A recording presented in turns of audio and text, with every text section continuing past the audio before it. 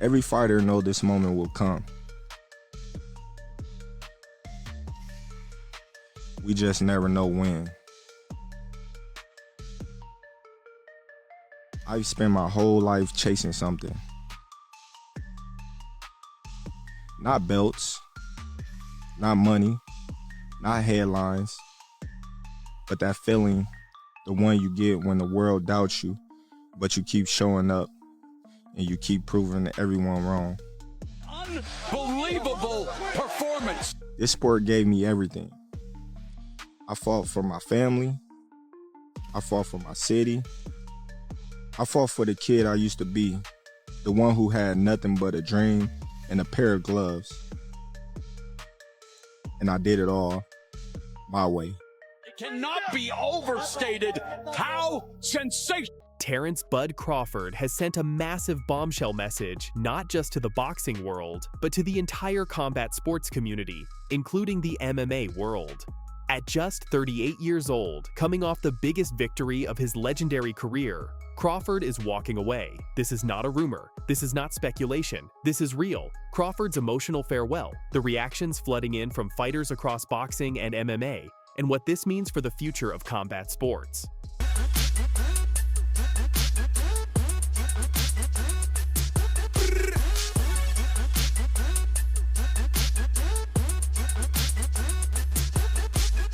Let's get right into it. On Tuesday, December 16, 2025, Terence Crawford shocked the world by announcing his retirement from professional boxing. The announcement came via an emotional 5-minute video posted to his YouTube channel and social media platforms. In the video, Crawford reflected on his incredible 17-year journey that began in 2008 in Omaha, Nebraska. Here's what the champ had to say. "Every fighter knows this moment will come. We just never know when. I spent my whole life chasing something. Not belts, not money, not headlines. But that feeling, the one you get when the world doubts you, but you keep showing up and you keep proving everyone wrong." Every fighter knows this moment will come. We just never know when. I've spent my whole life chasing something. Not belts, not money, not headlines, but that feeling, the one you get when the world doubts you, but you keep showing up and you keep proving everyone wrong. Crawford continued, saying, "This sport gave me everything. I fought for my family. I fought for my city. I fought for the kid I used to be, the one who had nothing but a dream and a pair of gloves. And I did it all my way." This sport gave me everything. I fought for my family. I fought for my city. I fought for the kid I used to be, the one who had nothing but a dream and a pair of gloves. And I did it all my way. But perhaps the most powerful part of his message was this: "I'm stepping away from competition, not because I'm done fighting, but because I've won a different kind of battle. The one where you walk away on your own terms. This isn't goodbye, it's just the end of one fight and the beginning of another." I'm stepping away from competition, not because I'm done fighting, but because I've won a different kind of battle. The one where you walk away on your own terms. This isn't goodbye. It's just the end of one fight and the beginning of another. Now let's talk about what makes this retirement so significant. Terence Crawford isn't just any fighter walking away. He's leaving the sport with one of the most impressive resumes in boxing history. Crawford retires with a perfect, unblemished record of 42 wins and 0 losses, with 31 of those victories coming by knockout. That's a 74% knockout rate against the best fighters in the world across 5 different weight classes. All right, as we roll onward from Vegas.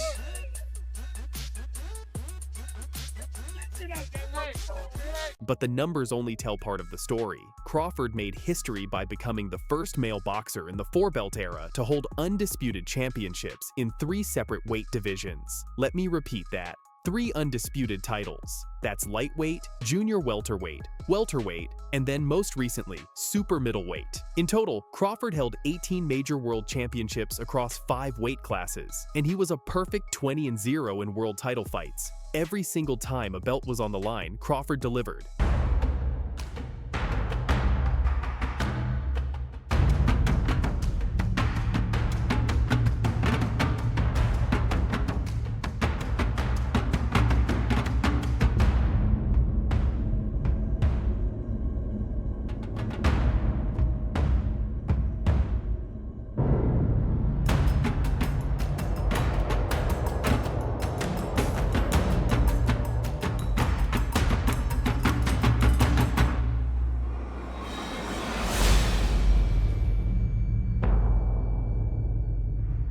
That victory over Canelo in September 2025 was truly something special. Crawford moved up not 1, not 2, but 3 weight classes to challenge one of the greatest fighters of this generation.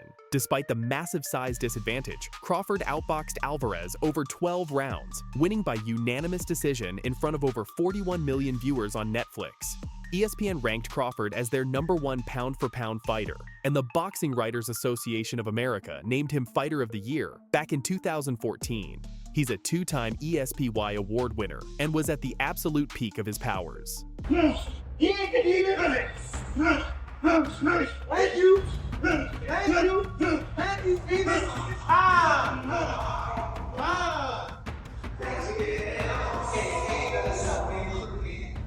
Now here's where things get really interesting. Crawford's retirement announcement didn't just send shockwaves through the boxing world. The entire combat sports community, including top MMA fighters, took to Twitter to pay tribute to the legend. There were also rumors that Crawford was in talks to fight YouTuber-turned-boxer Jake Paul, who is set to face Anthony Joshua this Friday. Paul actually dismissed Crawford's retirement, demanding the boxing legend get in line if he wants a fight. That's a whole different story we'll be covering soon.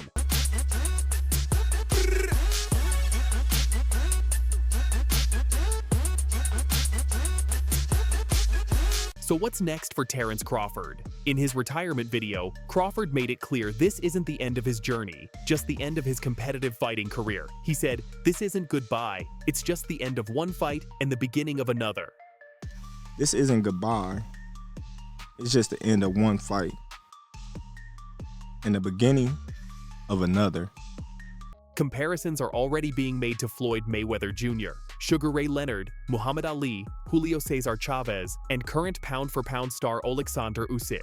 Each of these legends has their own lane, their own era, their own accomplishments. What sets Crawford apart is his complete domination across multiple weight classes, his undefeated record, and the manner in which he won. Always as the underdog, always proving doubters wrong, and always walking through fire to make the big fights happen when the politics of boxing tried to keep him from the biggest stages.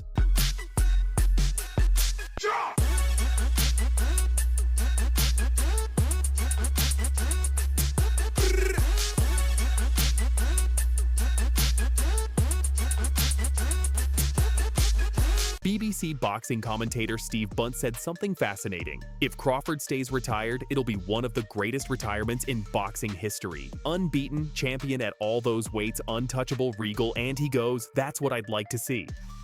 But Bunt also admitted he thinks Crawford will come back. And honestly, he might be right. When you've just made tens of millions beating Canelo Alvarez in front of 41 million people, it's incredibly hard to walk away from that level of success and money. Big right hand from Canelo blocked. Body shot got through for Alvarez. 2 good shots for Alvarez. First 2 real punches of the fight. That angle for me, that right may have But been blocked. by the way, the 2 first clean punches of the fight for Crawford. The term GOAT, greatest of all time, gets thrown around way too much in sports. But when we talk about Terence Crawford, it doesn't feel forced. It feels earned. 3 undisputed championships in the modern era, 42-0, victories over the best of the best, and a legacy completely free of controversy or asterisks. Just weeks after his historic victory over Canelo Alvarez, the WBC stripped Crawford of their super middleweight title for failing to pay mandatory sanctioning fees. Crawford didn't take this lightly. He scorched earth on WBC President Mauricio Sulaiman, blasting him for spending fighters' fees on personal leisure. See exchange from both fighters. That left hook that Canelo's been landing. Uppercut from Terence Crawford. A 2-3 piece from Terence Crawford. Letting Canelo know you cannot reach for me without me trying to teach you a lesson. And that was the best punch of the fight thus far. Crawford took it well, but Canelo starting to find a home for the right hand as Terence Crawford is in the side. He's fundamentally sound. To learn. Tries to deliver the body. You know he did a maximum extract rather than power. Out combinations. Open on the when he throws it. Inoue had ready to go to the bot. This bully, Antonio Nieves, messed with Naoya Inoue. First, his coach reportedly disrespected Inoue's father, and then he mocked him in interviews, laughing and calling him names. He kept talking, kept playing games, thinking he was in control.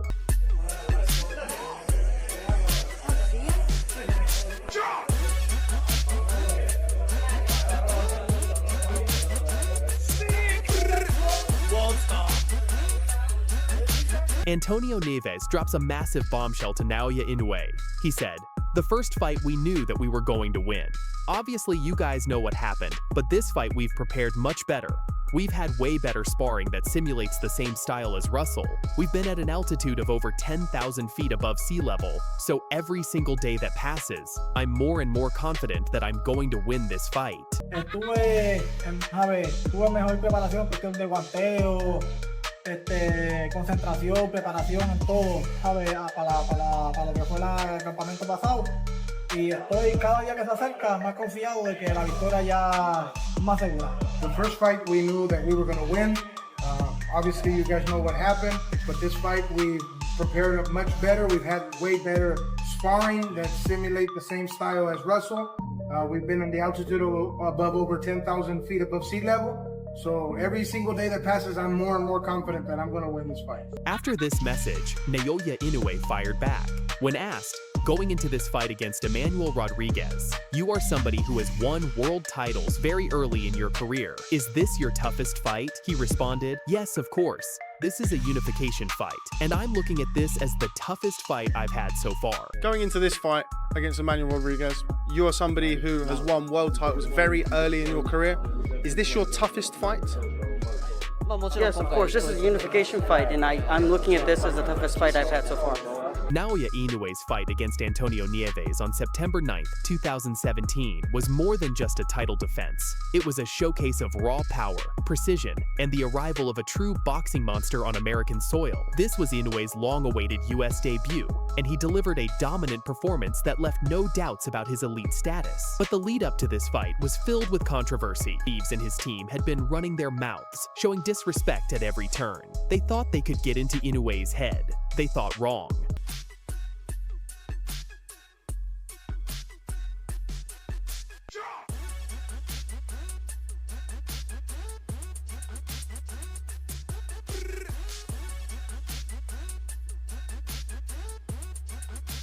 The trash talk started weeks before the fight. Antonio Nieves, confident and cocky, believed he had the perfect game plan to defeat the Japanese champion. In interviews, he mocked Inoue, laughing and calling him names, dismissing his power and questioning his credentials. His coach reportedly crossed the line when he disrespected Inoue's father, who is also his lifelong trainer. This wasn't just about boxing anymore. This was about family honor. Is obviously you can get caught between shots. Good shot from Nieves. Right hand. Nieves kept talking, kept playing games, thinking he was in control. He claimed he had trained at high altitude, had better sparring partners, and was more prepared than ever.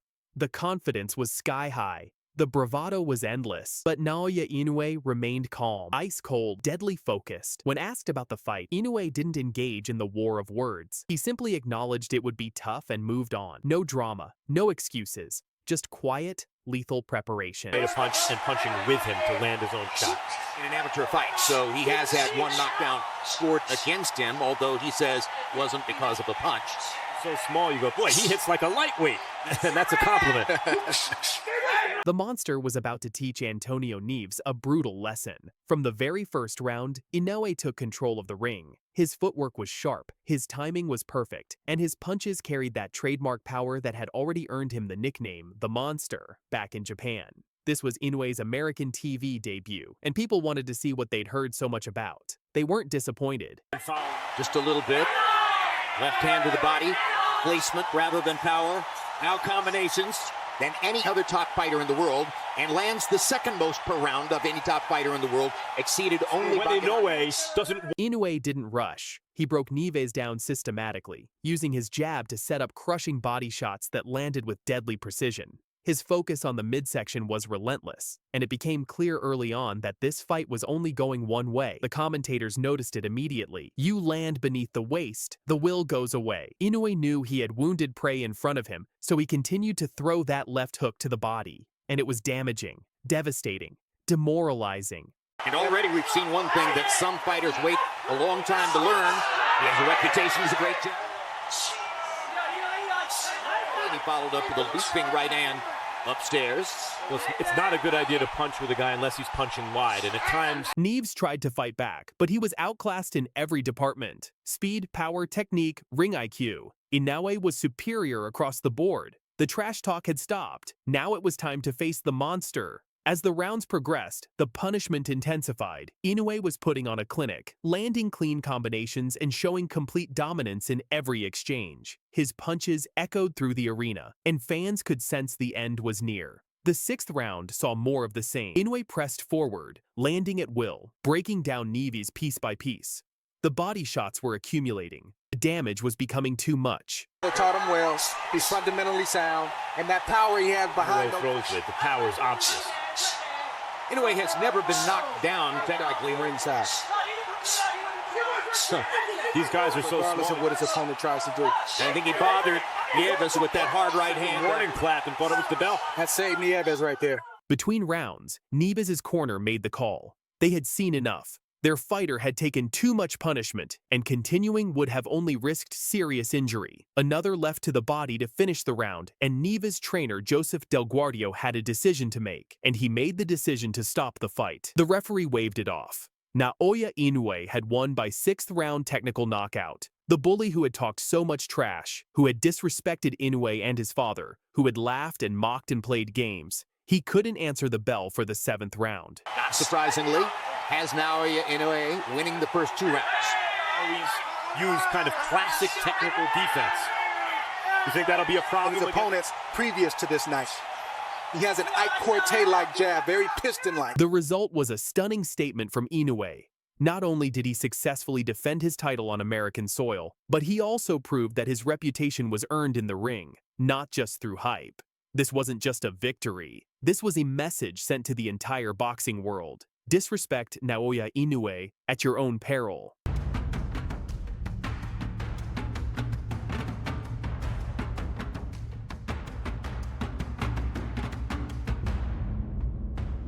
Antonio Nieves learned the hard way that talking trash to a fighter nicknamed the Monster comes with consequences. All that confidence, all that preparation at high altitude, all those sparring sessions, none of it mattered when he stepped into the ring with one of the most skilled and powerful fighters in the world. Inoue's performance that night showcased everything that makes him special: technical brilliance, devastating power, ice-cold composure, and the ability to systematically dismantle opponents who dare to challenge him.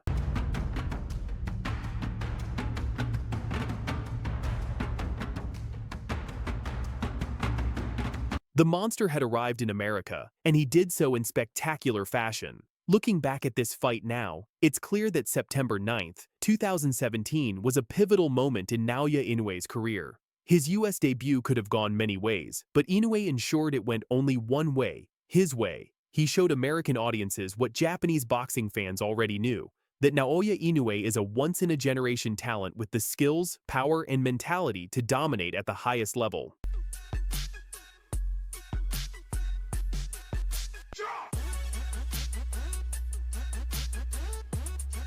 Antonio Nieves came into the fight with confidence and bravado. He left with a painful lesson about respect, humility, and the dangers of underestimating a true champion. The disrespect before the fight made the victory even sweeter. Inoue had silenced the trash talk with his fists, proving that actions speak louder than words. This is what happens when you mess with the Monster. Stop it now. Do you need to see your guy unable to...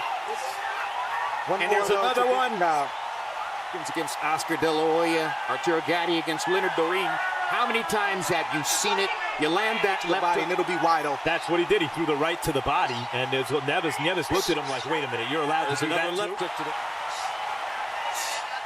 We've just seen why Naoya Inoue is known as the Monster. With his insane power and unrelenting knockout ability, his speed, precision, and deadly accuracy make him one of the most feared fighters in boxing today. Antonio Nieves learned the hard way that you don't disrespect Naoya Inoue or his family. The trash talk ended with a 6th-round stoppage and a lesson that will last a lifetime. If you enjoyed this breakdown, make sure to like, share, and subscribe for more thrilling boxing content. Stay tuned for more action, and we'll see you in the next video. Tom Aspinall did interviews recently saying that his eye is not better. He was a little bit disappointed with some comments you made. Have you spoke to Tom? Do you know anything about that, and what's your reaction to what he said? I have not. Yeah, I mean, I get it. I don't remember exactly what I said. What did I say? That his... Just said you think that... I think his eyes are okay. This situation between Dana White and Tom Aspinall is getting heated, and Dana White has finally fired back at Tom Aspinall's criticism with a massive bombshell statement. The heavyweight champion called out the UFC president for his dismissive behavior after the UFC 321 eye poke disaster, and Dana is not backing down. Stay tuned because we've got Dana's full response, the complete timeline of this beef, and Tom Aspinall's latest Twitter message that has everyone talking. Let's get into it. And I know Tom said, you know, I haven't even talked to him and all that stuff, but we have people all over him right now, you know, checking up on him, making sure he's good. Does he need any help or, you know, any specialists? All right, let's rewind and set the stage for those who might have missed what happened. Back in October at UFC 321 in Abu Dhabi, Tom Aspinall was set to defend his undisputed heavyweight title for the first time against top contender Cyril Gane. This was supposed to be a massive fight. The Etihad Arena was packed, and fans around the world were hyped. Guys, I just got fucking poked knuckle deep in the eyeball. What the fuck? Why are you booing? What am I supposed to do about it? I didn't do the fucking poke. I can't see. This is bullshit. The fight was just getting going. Complete bullshit. I'm pissed. But then, disaster struck. In the very first round, Cyril Gane accidentally poked Tom Aspinall in both eyes with his fingers. The fight was immediately stopped. Aspinall told the referee he couldn't see, and the bout was ruled a no contest. Just like that, the main event was over before it even began.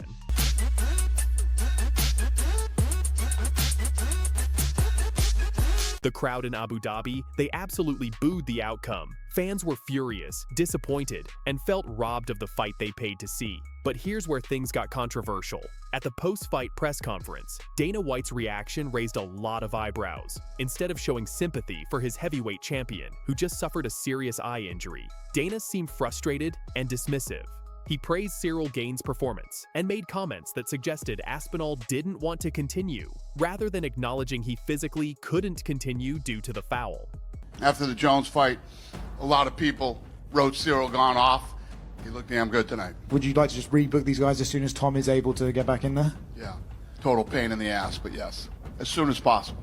It's unfortunate that it ended the way that it did, and yes, I think that there probably will be a lot more interest in the rematch after they saw, you know, he had Tom bloodied up, and you know, Tom didn't want to continue in the fight, so the rematch is very interesting. That's where this whole controversy started, and it's been snowballing ever since. Fast forward to this week, Tom Aspinall appeared on the Ariel Helwani show, and he did not hold back. The British heavyweight champion opened up about how disappointed he was with Dana White's behavior following UFC 321. Slightly disappointing because he was already giving updates on my health and he had no idea what had gone on. So disappointing, mate. Disappointing. Aspinall revealed some pretty shocking details. First, he said Dana initially gave incorrect information about his eye injury, claiming he had no damage and that his eyes were fine. But the reality? Aspinall has been diagnosed with a rare condition called bilateral Brown syndrome in both eyes. He's suffering from persistent double vision, reduced eye movement, significant visual field loss, and may even need surgery. Doctors haven't given him a timeline for when he can return to training, and there's talk he might not fight at all in 2026. But what really hurt Tom was Dana's insinuation that he quit. Aspinall fired back saying, and I quote, "I didn't continue, and I'll tell you why I didn't continue, because I'm not a fucking dummy. I'm not going to go out there and fight one of the best strikers in the world if I can't see. If it's a legal move, we have to fight through it. But when it's a foul, why am I going to put my health at risk when I cannot see it all?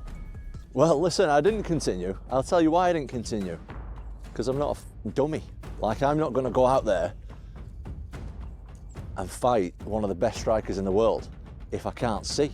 If it's a little illegal move, we have to fight through it. That's what we do as fighters. But when it's a foul, why am I going to put my health at risk when I can't see at all? Now here's where things get spicy. After UFC 323 in Las Vegas this past Saturday, Dana White faced the media and was asked directly about Tom Aspinall's criticism. And folks, Dana came out swinging with his defense. Dana started by admitting he doesn't remember exactly what he said back at UFC 321, asking reporters, "What did I say? That I think his eyes are okay?" But then he doubled down on his position with this bombshell statement. "I know Tom said I haven't even talked to him and all this stuff, but we have people all over him right now, checking up on him, making sure he's good. Does he need any help or any specialists?"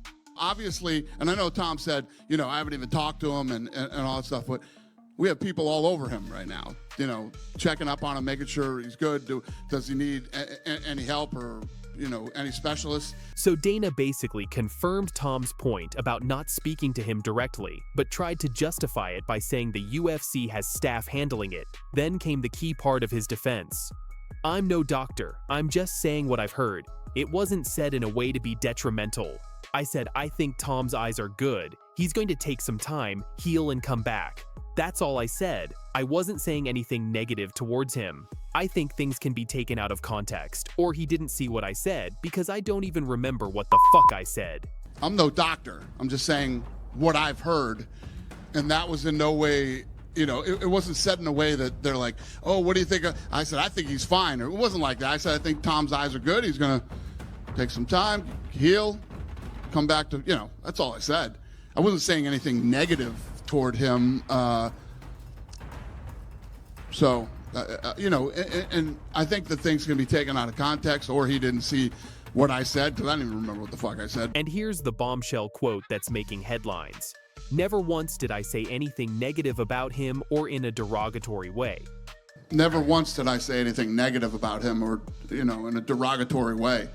Dana went on to say he's sure Tom is upset and fired up, but that he'll get better and they'll get him back in the octagon. It's classic Dana White, acknowledging the situation but refusing to admit any real wrongdoing.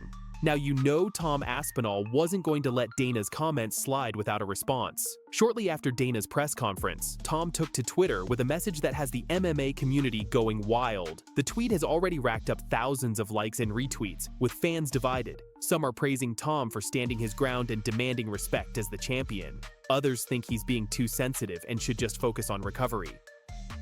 But one thing's for sure, this beef between the UFC president and the heavyweight king is far from over. Never once did I say anything negative about him or, you know, in a derogatory way. You know, I'm sure he's upset and fired up, and, you know, he'll get better and we'll get him back in there. Yes, sir. Right. So what does all this mean for the UFC and the heavyweight division? Well, there are a few key takeaways here, but until Tom's eyes heal and he gets medical clearance, we're in limbo. And this beef between him and Dana, it's adding an uncomfortable layer of tension to an already complicated situation. Not a way we want to see a main event end, any fight end. Give us your reaction to the eye poke. I mean, I feel the way everybody feels. Great showing, shitty ending, you know? After the Jones fight, a lot of people wrote Cyril gone off. He looked damn good tonight. Looked like we were in for a few rounds and it was going to be a good fight. And there you have it, fight fans. Dana White has fired back at Tom Aspinall with his bombshell statement claiming he never said anything negative, while Tom continues to stand his ground on Twitter and demand the respect he deserves as champion.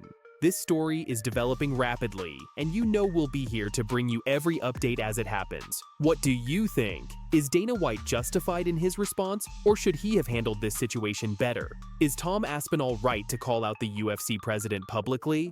Drop your thoughts in the comments below. I want to hear from all of you. Would you like to just rebook these guys as soon as Tom is able to get back in there? Total pain in the ass, but yes. Great showing, ending, you know? What does it take to make an eye poke intentional? Who the f knows? Who gives a I can't make people fight, and you definitely can't make somebody continue if they feel they've been injured. Only Tom knows what happened. I mean, he had Tom bloodied up, you know.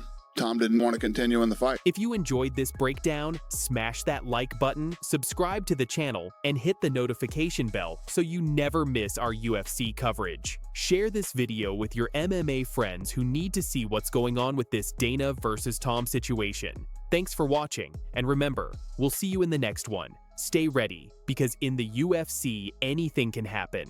I was very disappointed. Yeah, very disappointed. Have you spoken to him since? No. Is that disappointing? I've spoken to the UFC since, but I've not spoken to... me and Dana don't really speak like that anyway, so... Ever? No, ever. Is that surprising? Not really. I mean, no, it's not. I mean, I've never really... I've said hello here and there, but I don't really have a relationship with Dana. You're the heavyweight champion of the world. You're a huge star. You've taken fights on short notice. You've been backup fighter, the face of the UK fight scene. It surprises me that you have no kind of relationship with him. I don't really know what to say. That's the way it is. Has he sent you a text or DM in the aftermath? Hope you're feeling better. No, nothing like that. Nothing like that. He actually, he started giving updates that there was nothing wrong with my eye when that isn't the case. So I've done a lot for the UFC, so yeah, disappointing. Like I said, I don't really have a relationship with Dana anyway. Do you feel like they've taken care of you, the organization? Not really. Is that frustrating? Disappointing, mate. Yeah. Disappointing. Are they already asking, like, hey, when can you come back? Yeah, we sent them all the doctor's reports and stuff, so that's all we can do. UFC heavyweight champion Tom Aspinall has just delivered a brutal warning to Dana White, and trust me, you do not want to miss this. The British champion is breaking his silence, and he's holding absolutely nothing back about his treatment following the controversial UFC 309 incident.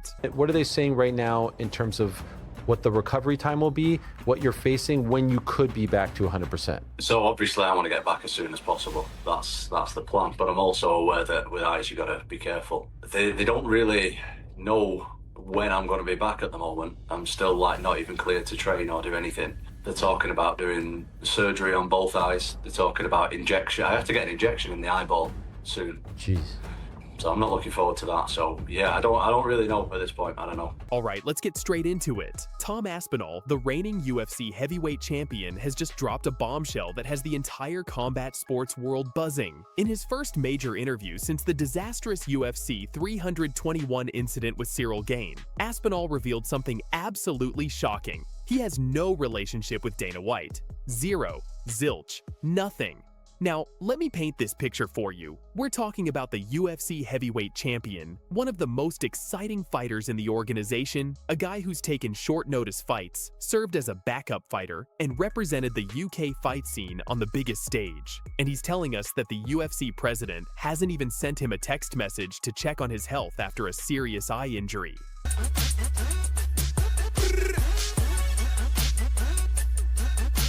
Aspinall didn't hold back, stating he's very disappointed with how the UFC has handled the situation.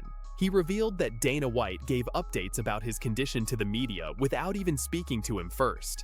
Think about that. The man is in the hospital dealing with a potentially career-threatening injury, and he's finding out what his boss is saying about him through the media. That's not just disappointing, that's disrespectful. Now let's rewind and talk about what actually happened at UFC 321 in Abu Dhabi. Aspinall was facing off against the dangerous French striker Cyril Gane, and everything was going according to plan until disaster struck. Late in the first round, Gane's fingers went straight into both of Aspinall's eyes, what Tom himself calls a double eye gouge, not just a simple eye poke. Take a moment. Take a moment. Yep, that's it. Oh, yeah. Take a moment. Right over here. Yeah, that was over here, please. Tom. a pretty bad one. Give me a cloth. Give me a cloth. Yeah, sort of dug in there. Oh, Both that eyes. left one was the worst. I was looking at the right eye. Seems like the right eye is the one that's bothering. Yeah. Right now. Sometimes those scraping motions are worse than just taking a finger. The damage was severe. According to medical reports that Aspinall later released, he suffered damage to both eyes, with his right eye taking the worst of it. We're talking about a cracked orbital wall, which is apparently only as thin as a fingernail, damage to the muscles at the back of the eyeball, and ongoing double vision and dizziness that's preventing him from training even weeks later. But here's where things get absolutely insane. Instead of getting support from the organization, Aspinall faced a wave of hatred from fans and critics who accused him of faking the injury. People were saying he quit, that he was looking for a way out, that he didn't want to continue because the fight was getting tough. Didn't even check my phone or nothing for a while. And then I realised, like, oh shit, people genuinely think that I faked this. People actually think that I was faking it. And then I was like, did people actually see the replay of what happened? Because that was a full-on eye poke. If you don't believe